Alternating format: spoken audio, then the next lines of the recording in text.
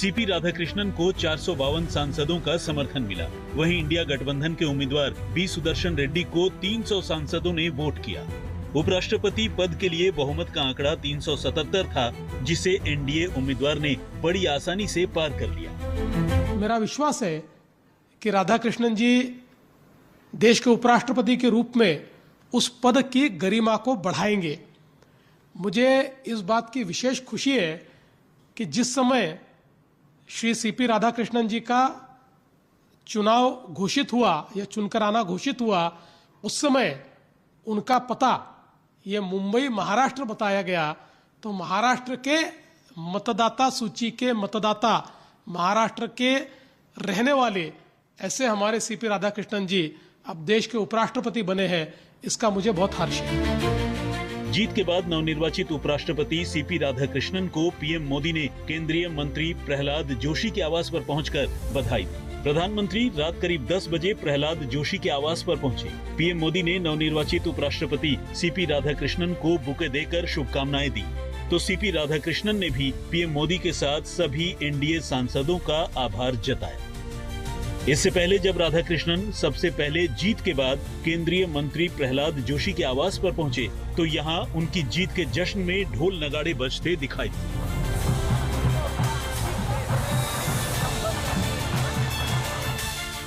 मुझे बहुत ही अभिमान भी है, आनंद भी है और ये तमाम महाराष्ट्र वासियों का गौरव भी है, क्योंकि राज्यपाल महोदय जी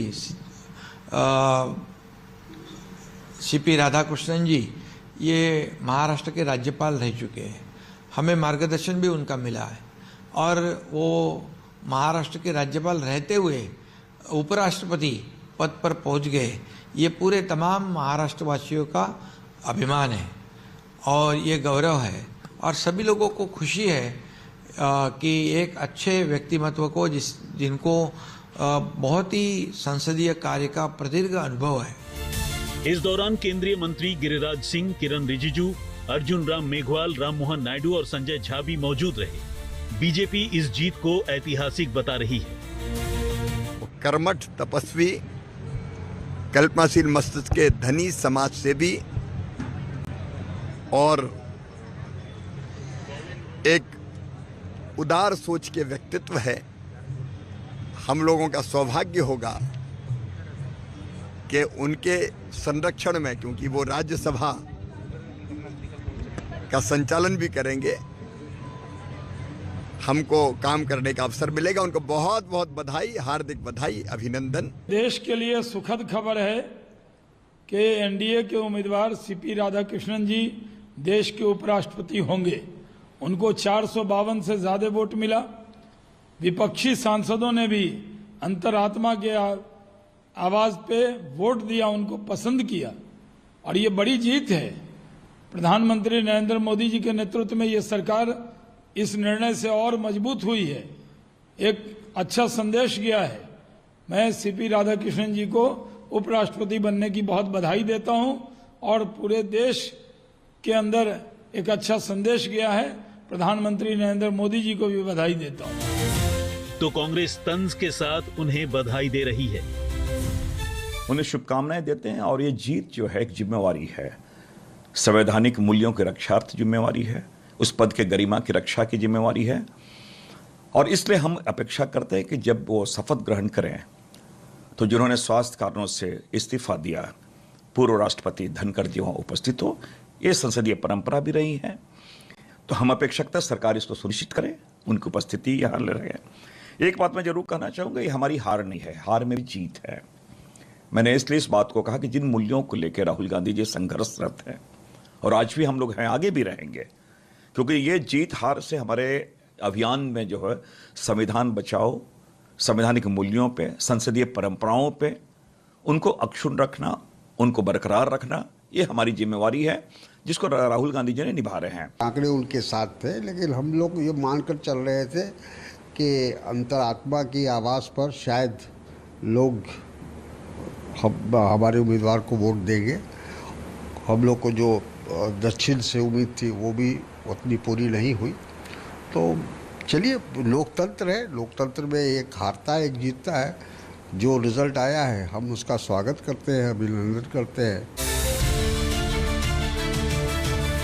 महाराष्ट्र के मौजूदा राज्यपाल राधाकृष्णन के सामने विपक्षी पार्टियों के साझा उम्मीदवार के तौर पर सुप्रीम कोर्ट के पूर्व जस्टिस बी सुदर्शन रेड्डी चुनौती पेश कर रहे थे। हालांकि संख्या बल एनडीए के हक में रहने की वजह से सीपी राधाकृष्णन का जीतना पहले से तय माना जा रहा था। उपराष्ट्रपति पद के लिए हुए पिछले चुनाव में भी एनडीए के उम्मीदवार जगदीप धनखड़ ने बड़ी आसान जीत हासिल की थी, लेकिन जुलाई में धनखड़ ने स्वास्थ्य कारणों का हवाला देते हुए अचानक उपराष्ट्रपति पद से इस्तीफा देकर सबको हैरान कर दिया था। इधर विपक्ष से आरजेडी सांसद मनोज झा ने नतीजे के बाद सोशल मीडिया प्लेटफॉर्म एक्स पर लिखा, नए वाले सरजी को असंख्य बधाई, लेकिन पुराने वाले सरजी के बारे में बड़े ओहदेदार लोग कब तक जानकारी देंगे, ये आवश्यक है श्रीमान जी। इस बारे में भी पहलकदमी की जरूरत है, बाकी जय हिंद तो है ही है। 20 अक्टूबर 1957 को तमिलनाडु के तिरुप्पुर में जन्मे सीपी राधाकृष्णन ने बिजनेस एडमिनिस्ट्रेशन में स्नातक की डिग्री हासिल की है। राष्ट्रीय स्वयंसेवक संघ के स्वयंसेवक के रूप में शुरुआत करके 1974 में भारतीय जनसंघ की राज्य कार्यकारिणी समिति के सदस्य बने। 1996 में उन्हें तमिलनाडु में बीजेपी का सचिव नियुक्त किया गया। इसके बाद वो कोयम्बतूर के लोकसभा सांसद बने। 2020 से 2022 तक राधाकृष्णन बीजेपी के केरल प्रभारी भी रहे। फिलहाल वो महाराष्ट्र में राज्यपाल का पद संभाल रहे हैं। कयास लगाया जा रहा है कि अगले 2 से 3 दिनों में राष्ट्रपति द्रौपदी मुर्मू उन्हें उपराष्ट्रपति पद की शपथ दिलवाएंगी। हिमांशु मिश्रा, दिल्ली, आज तक। और अब हम बात करेंगे पड़ोसी देश नेपाल की, क्योंकि युवा क्रांति से नेपाल सुलग रहा है। प्रदर्शनकारियों के आक्रोश के बाद पीएम ओली ने भी इस्तीफा दे दिया है। साथ ही साथ प्रदर्शनकारियों की मांग पर सोशल मीडिया से बैन भी हटा दिया गया है।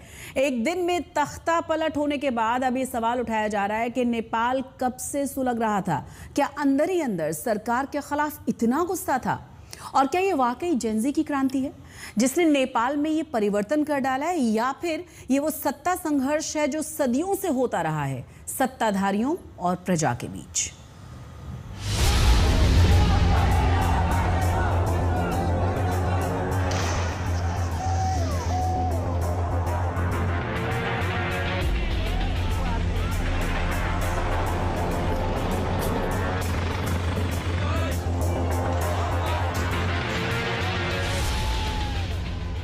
नेपाल में तख्ता पलट हो गया।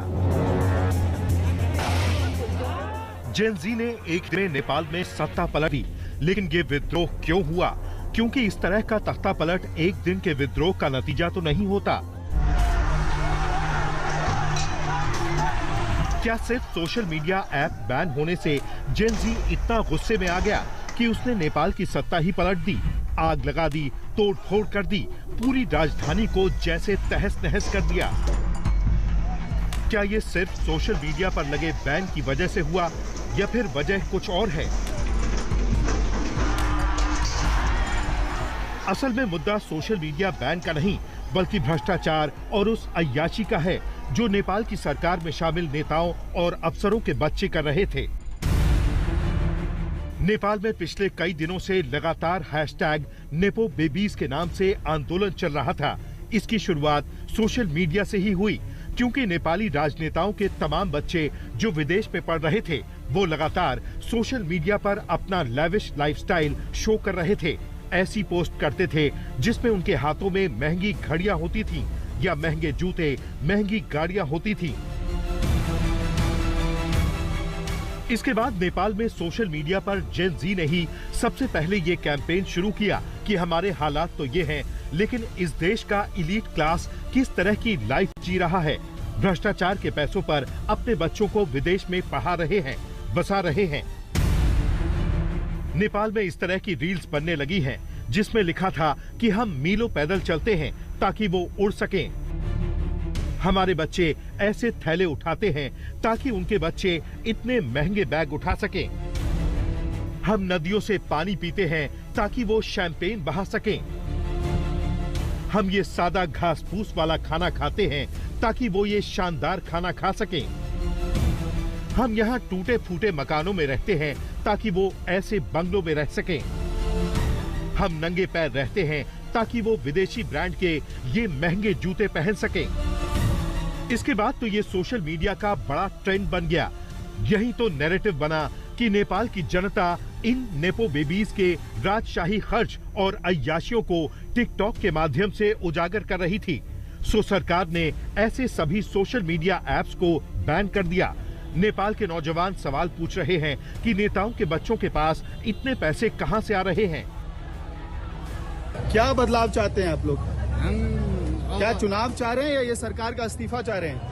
सरकार ने परिवर्तन हुनु पर्यो, अब जनताले चाहेको जस्तो हुनु पर्यो हैन। सरकार में परिवर्तन चाहिए आपको। So people are seeking. आप लोग क्या परिवर्तन चाह रहे हैं नेपाल में इस वक्त? इस वक्त हम लोग ये चाह रहे हैं कि हमारा देश में जो युवाहरू जो भ्रष्टाचार के विरुद्ध में अन्याय अत्याचार के विरुद्ध में केपी सरकार जो है ना, वो संपूर्ण जनता को निरंकुश शासन लाद रहा है। और युवाहरू जो चाह रहा है कि परिवर्तन चाहिए उसको, वो परिवर्तन देने के लिए युवा ने जो टीनेज युवा ने जुन किया, वो उसके लिए अभी आंदोलन चल रहा है। आपका नेपाल में आम लोगों का मानना है कि भ्रष्टाचार बहुत बढ़ गया है, सरकारी पैसों का दुरुपयोग हो रहा है और जो सत्ता में हैं वो रिश्वतखोरी कर रहे हैं। नेपाल के डिपार्टमेंट ऑफ फॉरेन एम्प्लॉयमेंट के अनुसार हर दिन औसतन 2200 लोग खाड़ी के देशों के अलावा मलेशिया और दक्षिण कोरिया जा रहे हैं। इसमें मित्र देश भारत में जाने वालों की संख्या शामिल नहीं है। इनमें अवैध रूप से विदेश जाने वाले लोग भी शामिल नहीं हैं। यानी नेपाली युवा देश छोड़ने को लेकर कितना बेचैन है। नेपाल के कुल 40 लाख लोग विदेशों में काम कर रहे हैं। इनमें भारत में काम करने वाले लोग शामिल नहीं हैं। नेपाल की जीडीपी में विदेश से आने वाले पैसे का हिस्सा करीब 28% है, जबकि कृषि का योगदान सिर्फ 25% है।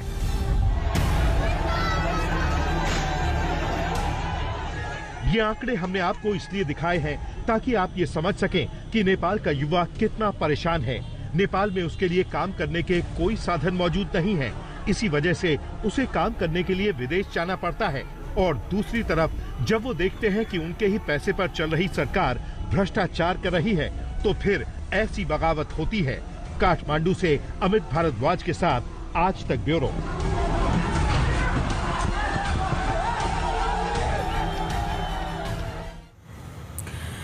और इसी के साथ मुंबई मेट्रो में हम यहाँ रुकेंगे एक छोटे से ब्रेक के लिए। आप बने रहिए हमारे साथ, देखते रहिए आज तक।